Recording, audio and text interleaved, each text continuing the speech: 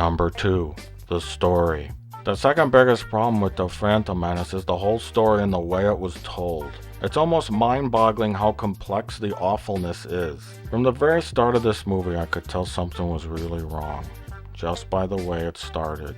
It opens with some boring pilot asking for permission to land on a ship that looks like a half-eaten donut with a donut hole in the middle. What the fuck is that? Then two cloaked figures walk into a room in a completely flat angle. They sit down in a conference room, drink tea, and wait to talk about a trade dispute with something that looks like my ex-wife. While they eventually do get to the ball-numbing, mindless action that the fanboys crave, I found myself utterly bored already. Compare this fecal matter to the opening of the original Star Wars.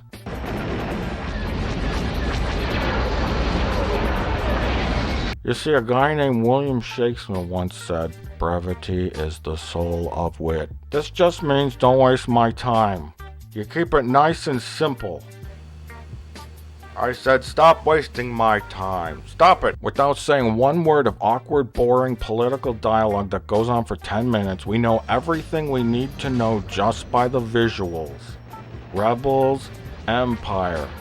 We get a sense of how small and ill-equipped the rebels are and how large and powerful the Empire is. The low angle implies dominance, and the length of the Star Destroyer implies the long reach of the Empire. This shot says everything we need to know without saying one word. In fact, this is so genius, I have a feeling that George Lucas had nothing to do with it and probably fought against putting it in the movie. So this comparison of openings is a small example of the overall styles of both films.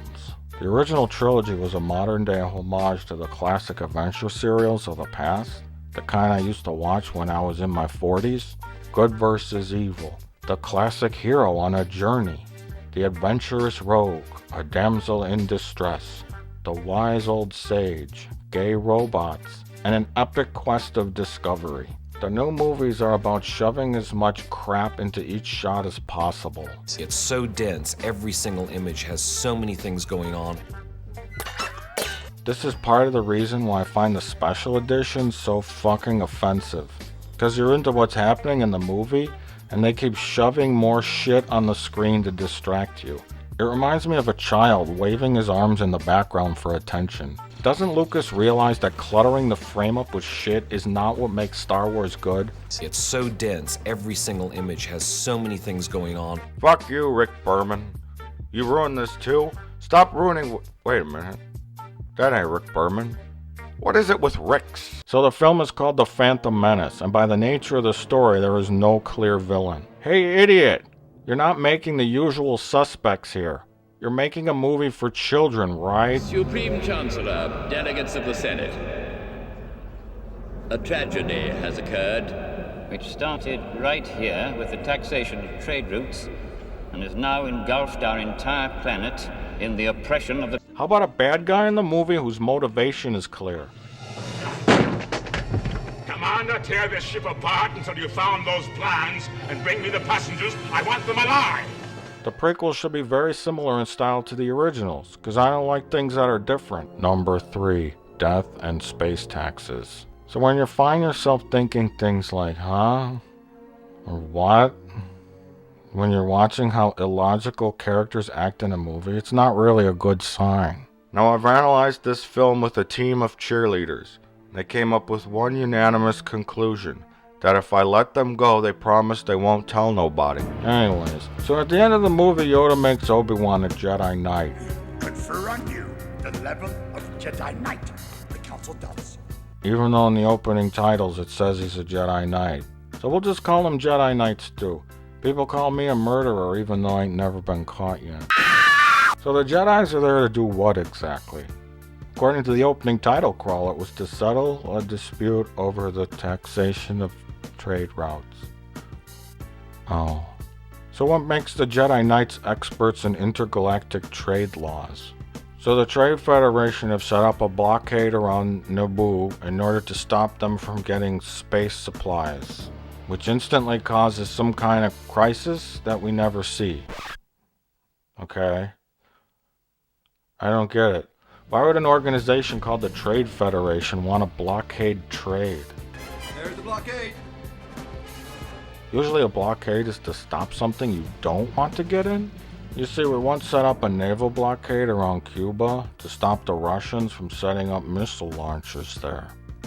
It was a little event you might have heard of. It wasn't a big deal, you know, but you might have heard of it. It was called World War I. Geez, you stupid people gotta learn your history right. So at the Trade Federation were like merchants moving goods and services around the galaxy, then why did they seem more like a military with armies of robots? However, if they were like a bureaucracy that was in charge of overseeing and regulating trade routes, you'd think they'd be happy about the whole new space taxes. Unless all the taxes went straight to like a space Obama and they didn't see any of it. The point is, I'm still not sure what the donut ships were there to do. And don't any of you f***its tell me that it was explained more in the novelization or some Star Wars book. What matters is the movie. I ain't never read one of them Star Wars books, or any books in general for that matter. I ain't about to start. Don't talk about them stupid video games or novels, comic books, or any of that fucking crap. I seen enough of that shit.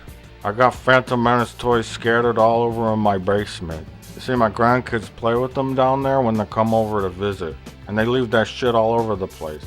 Let me see if I can find some of them so I can show you. I'm gonna go down in my basement now, hold on. I gotta switch the cameras. Okay, here we are in my basement.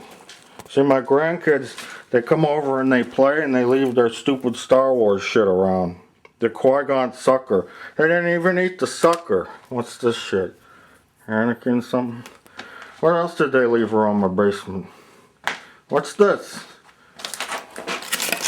What is this? Some kind of Darth Maul toy? These kids always leaving this crap around. There. What's this? They left shit in my bin? My plastic bin.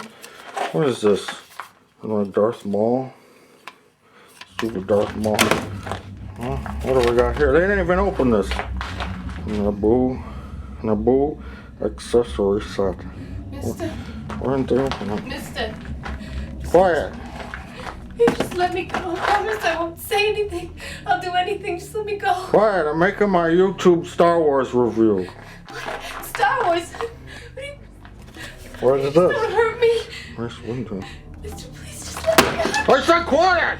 I'm making my review! You shut your fucking mouth! Anyway, so I realized that Senator Palpatine was using the Trade Federation to create a crisis to advance himself politically.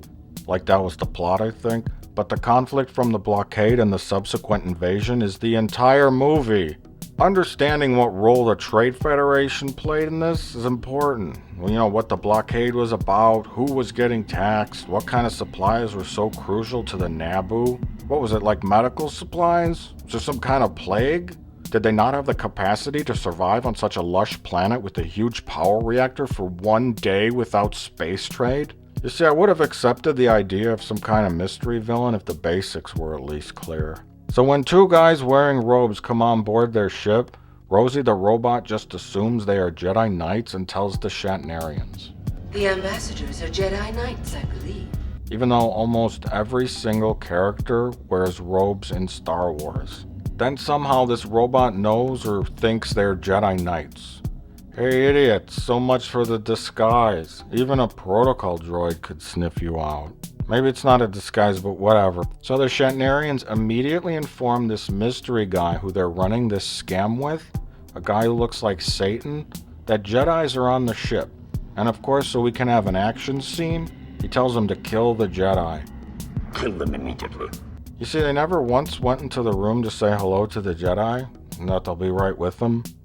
But they tell Palpatine that they are Jedis, and then they try to gas them to death based solely on the hunch of a droid. Who's fucking with my medicine? Who wants a pizza roll? Email me if you want a pizza roll. Post a comment on this web zone if you want a pizza roll.